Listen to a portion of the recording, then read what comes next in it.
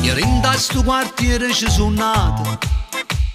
conosco i fatti e tutto vicinato, ma non mi intriga e non voglio sapere,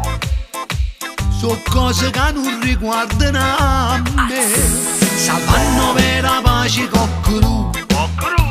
e giù se ne fanno a milioni, se pizza vinte case per sapere, poi vanno mormorando come che pace deve fatte vostre e non pensate nostre a gente rovicinato, se invece sempre nato pace deve fatte vostre, non mi facete mastro, più peggio non se ne pente e fate suoi parenti, se hai un po' che bene trova là, un voce si che pronta a t'asciutare, se non devo indossare a un quadro di arresta, ormai nessuno te può più fidare, pace deve fatte vostre, qua la coscienza a posto, amici, parenti, vicini, lontani, facetemi fatte vostre. Le cose storte vere sto schifate, la falsità ma proprio disgustante, io m'ho visto gente si scanna, poi viene sotto braccia cammina, pace deve fatte vostre e non pensate nostre a gente rovicinata, se invece sempre nato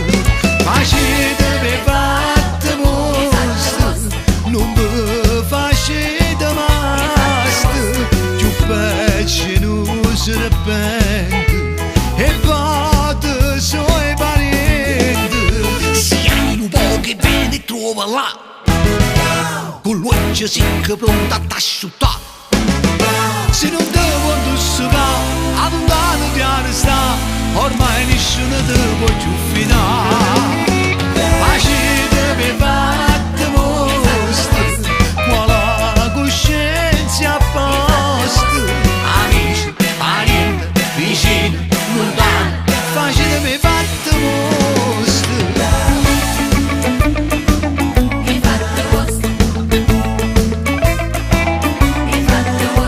Amici, parenti, vicini, lontani, facetemi cazzo vostre.